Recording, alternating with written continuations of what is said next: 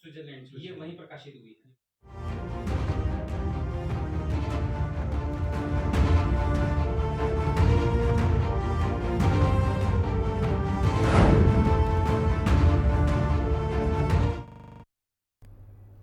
नमस्कार, हिंदी खबर देख रहे हैं आप और आपके साथ मैं हूं मोनिका सिंह। 17वें उपराष्ट्रपति चुनने के लिए मंगलवार को वोटिंग होनी है। एनडीए की तरफ से सीपी राधाकृष्णन और विपक्षी गठबंधन की ओर से उम्मीदवार बी सुदर्शन रेड्डी चुनावी मैदान में है। इंडिया गठबंधन और एनडीए अपने अपने उम्मीदवार को लेकर तमाम तरह के दावे कर रही है। एनडीए जहां जीत को लेकर आश्वस्त दिख रहा है, वहीं इंडिया गठबंधन भी अपनी जीत का दावा कर रहा है और एनडीए की ओर से की जा रही तैयारियों को उनकी घबराहट बता रहा है। इन तमाम दावों के बीच नजर डाल लेते हैं इस रिपोर्ट पर। देखिए,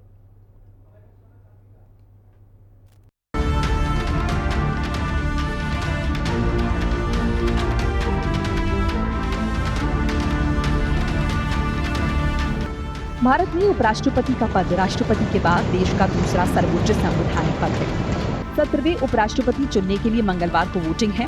एनडीए की तरफ से सीपी राधाकृष्णन और विपक्षी गठबंधन की ओर से उम्मीदवार बी सुदर्शन रेड्डी मैदान में है। मंगलवार को ही गिनती के बाद विजेता के नाम का ऐलान कर दिया जाएगा। जगदीप धनखड़ के उपराष्ट्रपति पद से 21 जुलाई को अचानक इस्तीफे के बाद ये चुनाव करवाया जा रहा है। उपराष्ट्रपति चुनाव से पहले विपक्षी सांसदों का मॉक पोल हुआ। इसमें उपराष्ट्रपति चुनाव की मतदान प्रक्रिया के बारे में विपक्ष के सांसदों को जानकारी दी गई। इंडिया गठबंधन के बड़े नेता सोनिया गांधी, अखिलेश यादव, मल्लिकार्जुन खड़गे, तेजस्वी यादव समेत तमाम विपक्षी सांसद इस अभ्यास सत्र में मौजूद रहे। इससे पहले रविवार को प्रधानमंत्री नरेंद्र मोदी ने भाजपा सांसदों की कार्यशाला में हिस्सा लिया, जहां जीएसटी सुधारों की सराहना की गई।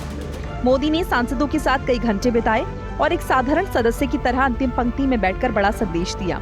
उन्होंने सांसदों से सक्रिय रूप से चर्चा में भाग लेने का आग्रह किया। 2 दिवसीय कार्यशाला में सहयोगी दलों के सांसद शामिल हुए। इसे लेकर कांग्रेस सांसद इमरान मसूद और सपा सांसद राजीव राय ने सवाल उठाए। एनडीए को तो भरोसा है ही नहीं। एनडीए तो परेशान है। एनडीए को तो हालात है, देख लीजिएगा आप, हालात ऐसे बन रहे हैं कि लोगों की अंतरात्मा जाग रही है। और अगर अंतरात्मा जाग गई भारत की आत्मा को बचाने के लिए, तो फिर नतीजे पलट जाएंगे। बैसाखी पर टिकी सरकार का अंदर का भय बाहर सामने आ रहा है, इसलिए वो बार बार करा रहे हैं और मीटिंग उनकी कई बार कैंसिल हो चुकी है। मीटिंग इसलिए नहीं करा पा रहे हैं कि संख्या का कहीं न कहीं अभाव है, कहीं उलट फेर न हो जाए, कल इसलिए डरे हुए हैं। तो वो उनके पास बहुमत होने के बावजूद मॉक पोल कर रहे हैं, बैठ के उनकी कैंसिल हो रही है। उनके मन का डर है, भय है। कुछ अभी उत्तर प्रदेश में जनता किसको चुना लोकसभा में? वोट डकैती करके वो बाईपोल में लुटे ने, उनका डर था। और जो हमारे 27 में हमारी सपा सरकार पर शक कर रहे हैं, वो 400 पार वाले लोग हैं जिनको जनता ने बैसाखी पर खड़ा कर दिया। 27 में समाजवादी पार्टी की सरकार आएगी, उसके बाद मोदी जी की विदाई हो जाएगी। कांग्रेस सांसद इमरान मसूद ने अंतरात्मा के जागने का जिक्र किया। उन्होंने कहा, लोगों की अंतरात्मा जाग गई तो नतीजे पलट जाएंगे। वहीं सपा सांसद राजीव राय ने दावा किया कि बीजेपी मॉक पोल से घबरा गई है। बीजेपी के पास बहुमत नहीं है, जिसकी वजह से बीजेपी चिंतित है। बीजेपी ने भी विपक्षी इंडिया गठबंधन की ओर से लगाए जा रहे आरोपों पर पलटवार किया। बीजेपी ने विपक्ष के नेताओं की बातों को आधारहीन बताया। इन तमाम आरोप प्रत्यारोपों के बीच जानते हैं कि आखिर ये चुनाव अपने आप में इतना खास क्यों होता जा रहा है। इस बार का उपराष्ट्रपति चुनाव बड़ा ही रोचक है। जगदीप धनखड़ के इस्तीफे के बाद से ही नए उपराष्ट्रपति के चुनाव को लेकर पूरे देश में चर्चाएं जोरों पर है। सभी की निगाहें टिकी हैं उपराष्ट्रपति चुनाव के संख्या बल पर। आखिर क्या है संख्या बल, जिसे लेकर चर्चा हो रही है चारों ओर। एक नजर में इसे देख लेते हैं। देश के दूसरे सबसे बड़े सर्वोच्च पद पर होने वाले उपराष्ट्रपति चुनाव के लिए संसद के दोनों सदनों लोकसभा राज्यसभा के सदस्य वोट डालते हैं। इस समय लोकसभा में कुल स्ट्रेंथ 543 सीट्स की है, जिनमें से 1 सीट खाली है और मौजूदा सांसदों की संख्या 542 है। वहीं राज्यसभा में कुल स्ट्रेंथ 245 सीट की है। इनमें से 6 सीट खाली और 12 मनोनीत सांसदों को मिलाकर अभी मौजूदा सदस्यों की संख्या 239 है। उपराष्ट्रपति चुनाव जीतने के लिए चाहिए 391 का मैजिक नंबर। एनडीए के सीपी राधाकृष्णन और इंडिया के सुदर्शन रेड्डी में टक्कर है। इन दोनों उम्मीदवारों में से किसी एक प्रथम वरीयता में 391 वोट चाहिए। अगर किसी को 391 वोट नहीं मिलते हैं तो दूसरे वरीयता के वोट गिने जाएंगे। लेकिन जिस हिसाब से उपराष्ट्रपति चुनाव की तैयारी लग रही है, उससे नहीं लग रहा कि दूसरी वरीयता की नौबत आएगी। एक नजर जरा इन आंकड़ों पर डाल लेते हैं और जानते हैं किसमें कितना दम है। देखिए, एनडीए के सीपी राधाकृष्णन के समर्थन में अपने 418 सांसद हैं, 293 लोकसभा और 125 राज्यसभा में। एनडीए के अलावा अन्य पार्टियों ने जिनके लोकसभा में 6 और राज्यसभा में 15 सांसद हैं, इन्होंने भी राधाकृष्णन के समर्थन का ऐलान किया है। इनको मिला दे तो सीपी राधाकृष्णन का सपोर्ट बढ़कर 439 हो गया। वहीं विपक्षी गठबंधन के आंकड़ों पर नजर दौड़ाएं तो इंडिया गठबंधन के सुदर्शन रेड्डी के समर्थन में इंडिया गठबंधन के कुल 315 सांसद हैं, जिनमें से 232 लोकसभा और राज्यसभा में 83 सांसद हैं। इनके अलावा लोकसभा में 4 और राज्यसभा में 8 सांसदों वाली पार्टियों ने सुदर्शन रेड्डी को समर्थन का ऐलान किया है। इंडिया गठबंधन के आंकड़ों को मिला दे तो ये आंकड़ा होता है 327, जो जीत के जादुई आंकड़े 391 से 64 कम है और एनडीए का आंकड़ा जीत के आंकड़े से 48 ज्यादा है। कुछ सांसद क्रॉस वोटिंग करके उपराष्ट्रपति चुनाव में तड़का लगा सकते हैं। क्रॉस वोटिंग कहाँ हो सकती है, इस पर भी नजर डाल लेते हैं पार्टी वाइज। पीएम मोदी के एनडीए के पास लोकसभा से 293 सांसद हैं, जिनमें से अकेले बीजेपी के पास 240 सांसद हैं। इसके अलावा एनडीए में एचएम के 1, जनसेना के 2, आरएलडी के 2, टीडीपी के 16, एजीपी के 1, जेडीएस के 2, एजेएसयू का 1, जेडीयू के 12, एमडीएमए के 1, अपना दल एस के 1, एनसीपी अजीत पवार 1, शिवसेना शिंदे 7, यूपीपीएल के 1 सांसद हैं। इसके अलावा लोकसभा में वाईएसआरसीपी के 4, जीपीएम के 1, एसकेएम के 1 सांसद एनडीए को सपोर्ट कर रहे हैं। इन सभी आंकड़ों को मिला लें तो एनडीए के पास लोकसभा में यह आंकड़ा 299 हो जाता है। इंडिया गठबंधन के पास लोकसभा में कुल 232 सांसद हैं, जो बीजेपी के कुल 240 सांसदों से भी 8 कम है। एक नजर डालते हैं इंडिया गठबंधन के लोकसभा में कुल आंकड़ों पर।